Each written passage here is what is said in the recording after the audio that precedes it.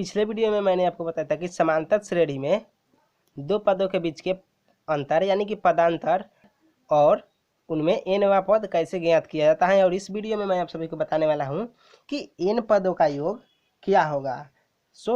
मैं आपको इस वीडियो में योगफल के बारे में बताने वाला हूं। समांतर श्रेणियों में एपी के योगफल कैसे ज्ञात किया जाता है। चलिए वक्त जाया ना करते हुए सबसे पहले इस वीडियो को लाइक कर दीजिए और हमारे चैनल को सब्सक्राइब करके बेल आइकन प्रेस कर दीजिए। चलिए शुरू करते हैं। तो हम यहाँ पर इन पदों का योग आपको बताएंगे कि कैसे ज्ञात किया जाता है और उसी से रिलेटेड सारे प्रश्न यहाँ पर मैं सॉल्व करने वाला हूँ। चलिए अब पहला नंबर प्रश्न को हम यहाँ पर सॉल्व करते हैं। तो यहाँ पर हमारे सामने जो फर्स्ट सवाल है कि एपी 9, 17, 25 के कितने पदों का योग यहाँ पर 636 होगा। तो हमें यहाँ पर यह सवाल सॉल्व करना है। चलिए अब हम आसानी से इस सवाल को सॉल्व करते हैं। तो आप इस वीडियो को पूरा देखिए और आसानी से समझिए। तो चलिए यहाँ पर हमें दिया गया है a = 9। तो यहाँ पर हमें a9 दिया गया है और यहाँ पर यानी कि a1 9 दिया गया है और a2 दिया गया है हमें 17। तो यहाँ पर आप a1 या a2 लिख सकते हैं या फिर आप नहीं भी लिख सकते हैं। यहाँ पर आप डायरेक्ट लिख सकते हैं d = तो हम यहाँ पर d यानी कि विविक्तर निकालेंगे तो a2 - a1 करेंगे। तो यहाँ पर 17 - 9 = 8। तो यहाँ पर d हमारा आ गया 8। तो अब हम क्या करेंगे कि यहाँ पर मैंने आपको बताया था पिछले वीडियो में, इसके सूत्र दिए थे कि एसएन के यानी कि n पदों का योग कितना होता है। तो हम यहाँ पर लिखेंगे एसएन = n/2। इसका सूत्र है, ये आपको हमेशा याद रखना है, × 2a + n - 1 × d से। तो हमें यही फार्मूला लगाना है और इसी से हम अब इसे हल करेंगे। यहाँ पर हमें एसएन यानी कि यहाँ पर जो हमें योग निकालना था, तो योग हमें दिया गया है 636। तो अब हम कितने पदों का यानी कि हमें पद ज्ञात करना है। हमें यहाँ पर एसएन दिया गया है तो हम यहाँ पर लिखेंगे 636 = n/2 यानी कि nवां पद तो हमें मालूम नहीं है n, तो हम यहाँ पर लिख देंगे n और बट्टे 2 × 2 गुना a का मान हमें कितना दिया गया है यहाँ पर 9। तो हम लिखेंगे 9 + n - 1। तो हम इसे उसी प्रकार लिख देंगे और × d का मान हमने निकाला है यहाँ पर 8। तो हम इसे इस प्रकार से लिख देंगे। अब हम लिखेंगे यहाँ पर 636 = n/2। तो यहाँ पर 9 से 2 को गुना करेंगे तो यहाँ पर हो जाएगा 18 और प्लस n - 1 × 8। अब हमें इसे और भी आसानी से हम इसे सॉल्व कर सकते हैं। अब यहाँ पर देखिए हम क्या करेंगे कि 636 = n/2 × 18 प्लस 8 को हम n - 1 से गुना करेंगे तो यहाँ पर हो जाएगा 8n और -8। तो यहाँ पर ये हमारा हो गया, इसे गुना कर दिया हमने। अब यहाँ पर हम आसानी से इसे सॉल्व कर सकते हैं। 636 = n/2 × अब हम इन तीनों में से क्या कॉमन ले सकते हैं, यहाँ पर आप आसानी से देख सकते हैं। हमने यहाँ से 2 कॉमन ले लिया तो यहाँ पर बच गया 9 प्लस यहाँ पर हम इन सभी को ऐड कर देंगे। तो इसमें से हम कॉमन लेंगे तो 9 और प्लस 4n - 4। यहाँ पर आप देख सकते हैं। अब हम यहाँ से 2 से 2 को डिवाइड कर देंगे तो यहाँ पर अब क्या होगा हमारा 636 = n × 9 + 4n और -4। अब आप यहाँ पर देख सकते हैं कि इतना हमारा आ चुका है। अब हम यहाँ पर इसे आसानी से सॉल्व करेंगे। हम यहाँ पर अब लिखेंगे 636 = n × अब यहाँ पर हम 9 में से 4 को माइनस कर लेंगे तो यहाँ पर हो जाएगा 9 में से 4 माइनस करेंगे तो यहाँ पर हो जाएगा 5 + 4n। यहाँ पर इस प्रकार से ये हो जाएगा। अब हम यहाँ पर क्या करेंगे कि आसानी से हम इसे सॉल्व कर सकते हैं। इस प्रकार हम इसे लिख सकते हैं कि 636 = 5n और प्लस 4n²। अब हम इसे और भी आसान कर सकते हैं। तो आसानी से हम इसे सॉल्व कर सकते हैं। आप इस वीडियो को पूरा देखिए और आसानी से समझिए क्योंकि यह सवाल बहुत ही महत्वपूर्ण है। तो अब हम इसे लिख सकते हैं कि 4n² और प्लस 5n - 636 = 0। हम इस प्रकार से इसे लिख सकते हैं। अब हम इसे सॉल्व करेंगे तो 4n² प्लस यहाँ से हम कैसे डिवाइड करेंगे ये आप यहाँ पर आसानी से देख सकते हैं। यहाँ पर हम लिखेंगे 53n और -48n। जब 636 और 4 को आप मल्टीप्लाई करेंगे और उसे डिवाइड करेंगे तो यहाँ पर आ जाएगा आपका, इस दोनों को मल्टीप्लाई करने पर जितना आपको आएगा आंसर उतना ही आपको 636 और 4 को मल्टीप्लाई करने पर उतना ही आपका आंसर आएगा। और यहाँ पर हम अगर 53 में से 48 को माइनस करेंगे तो यहाँ पर हमें 5n फाइंड हो जाएगा। सो अब हम यहाँ पर लिखेंगे -636 = 0। अब हम यहाँ पर आसानी से इसे कॉमन ले सकते हैं, दोनों में n कॉमन है तो हम यहाँ से n कॉमन ले लेंगे तो यहाँ पर बच जाएगा 4n + 53। और यहाँ पर हम माइनस अगर 12 कॉमन ले ले तो यहाँ पर भी बच जाएगा हमारा, 12 से 48 को डिवाइड करेंगे तो यहाँ पर 4n कॉमन ले सकते हैं और =0 लिख सकते हैं। उसके बाद हम यहाँ से सॉल्व करेंगे तो यहाँ पर हो जाएगा n - 12 और एक हो जाएगा हमारा कोष्ठ के अंदर 4n + 53। तो हम इसे इस प्रकार से लिख सकते हैं, सॉरी माइनस और माइनस प्लस हो जाएगा। तो यहाँ पर 4n + 53 और यहाँ पर हम लिख चुके हैं =0। तो अब हम यहाँ पर लिखेंगे यदि n - 12 = 0 तो n इक्वल हो जाएगा 12 और 4n + 53 = 0। तो यहाँ पर n इक्वल हो जाएगा -53/4 -53/4 आप यहाँ पर देख सकते हैं। अब हम यहाँ पर n का मान फाइंड कर चुके हैं।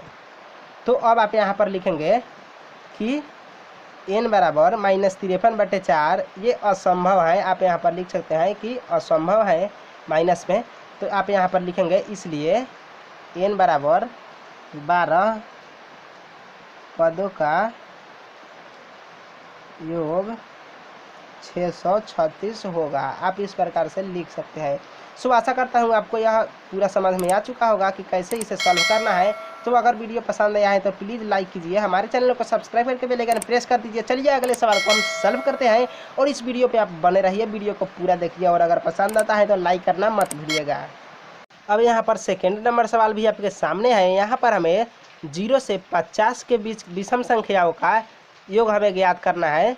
यहाँ पर विषम संख्याओं का योग हमें ज्ञात करना है। तो हम यहाँ पर लिखेंगे 0 से 50 तक के विषम संख्या, जैसे कि 1 3 5 ... यहाँ पर हमें 0 से 50 तक के बीच के ही संख्या है तो हम यहाँ पर 49 तक लिखेंगे, पर हमें केवल विषम संख्याएं ही यहाँ पर लिखना है।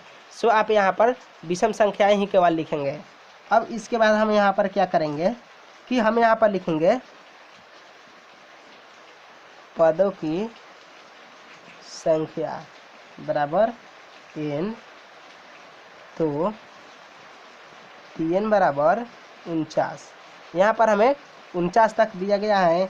अब हमें यहाँ पर 50 तक के 0 से 50 के बीच के विषम संख्याओं का योग हमें यहाँ पर ज्ञात करना है। तो हम यहाँ पर लिखेंगे कि a = 1। तो यहाँ पर d हमारा हो जाएगा a2 - a1, यानी कि 3 में से 1 को माइनस करेंगे तो हमारा यहाँ पर d आ जाएगा 2। अब हम यहाँ पर क्या करेंगे, यहाँ पर हमारा d आ चुका है 2। तो अब हम यहाँ पर लिखेंगे कि सूत्र से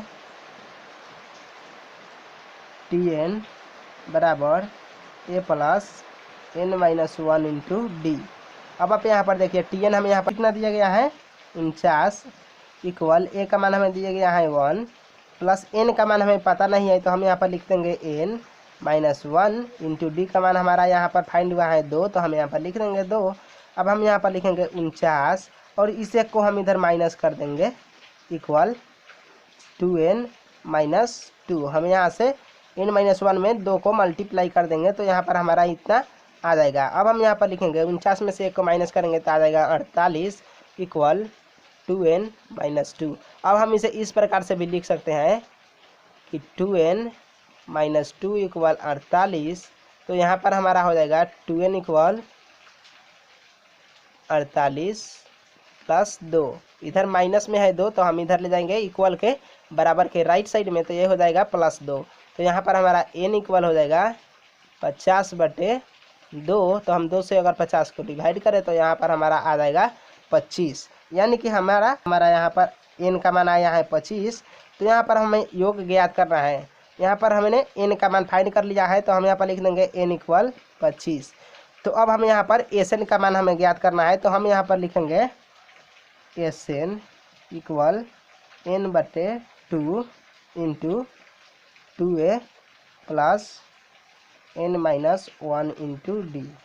इस सूत्र को हम यहाँ पर लगाएंगे तो n/2 यानी कि n का मान हमारा आया है यहाँ पर 25/2 इंटू 2 गुना a का मान हमें दिया गया है यहाँ पर 1, तो हम यहाँ पर लिखेंगे 1 प्लस n यानी कि n का मान 25 और -1 इंटू डी का मान हमने यहाँ पर ऊपर फाइंड किया है 2, तो हम यहाँ पर लिखेंगे 2। अब हम इसे सॉल्व करेंगे, तो सॉल्व हम इसे करेंगे आसानी से 25/2 इंटू 2 और प्लस यहाँ पर हो जाएगा 25 में से हम 1 को माइनस करेंगे तो हो जाएगा 24 गुने 2। अब हम इसे सॉल्व कर सकते हैं आसानी से, तो यहाँ पर हो जाएगा 25/2 इंटू 2 और प्लस 48। यहाँ पर हम इसे सॉल्व करेंगे 25/2 गुना 50। अब हम 2 से डिवाइड करेंगे 50 को, तो 25 बार में अब हम यहाँ पर लिख सकते हैं कि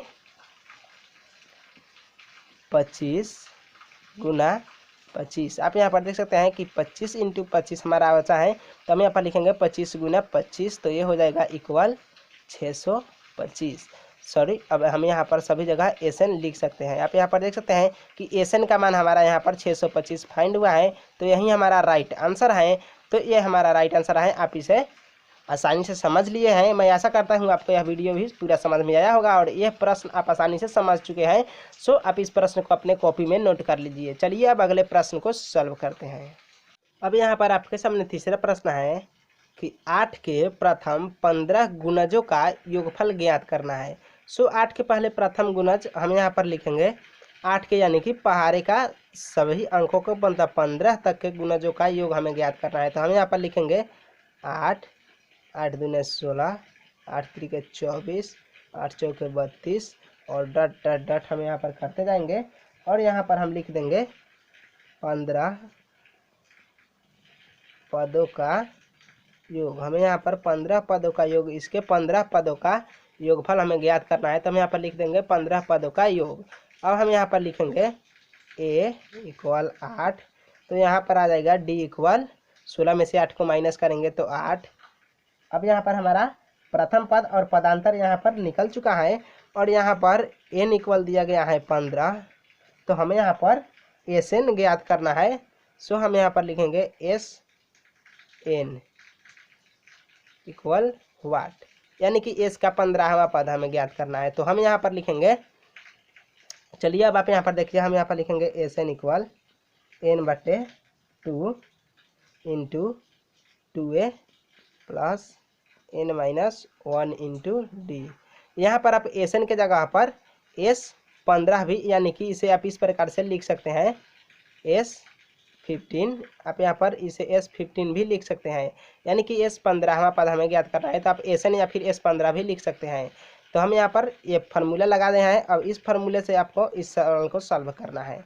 सो हम यहाँ पर लिखेंगे n/2, यानी कि n का मान हमें दिया गया है 15, तो हम यहाँ पर लिखेंगे 15/2 इंटू 2 गुना a का मान हमें दिया गया है 8, तो लिखेंगे 8 और प्लस n यानी कि 15 और -1 और इंटू d का मान हमें दिया गया है 8।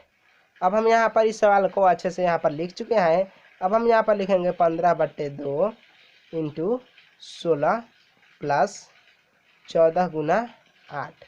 अब हम इसे कोष्ठ में बंद कर देंगे।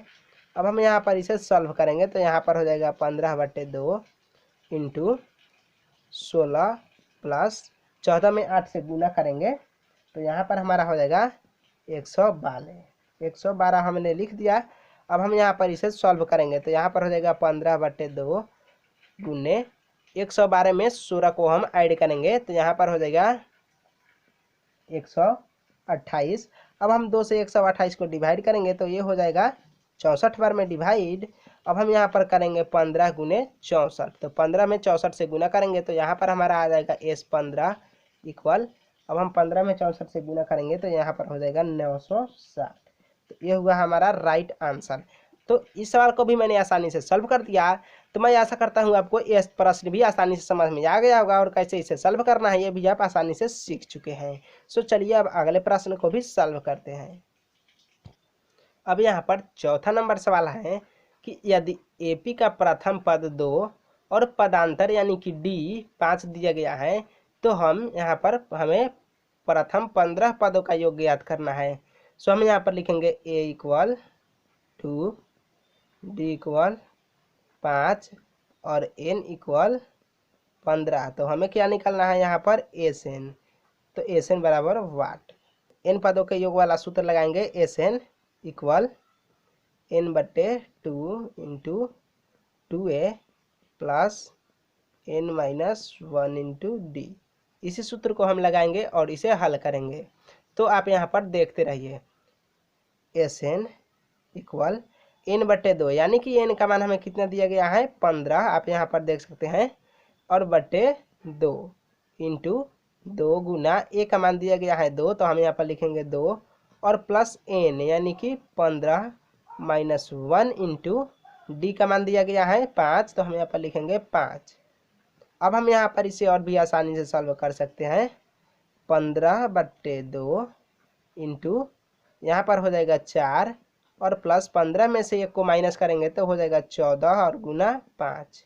अब हम इसे सॉल्व कर सकते हैं। अब हम यहाँ पर लिखेंगे एस एन इक्वल 15 बटे 2 इंटू 4 और प्लस 14 पच्चे हो जाएगा 70, 14 और 5 को मल्टीप्लाई करने पर यहाँ पर हो जाएगा 70।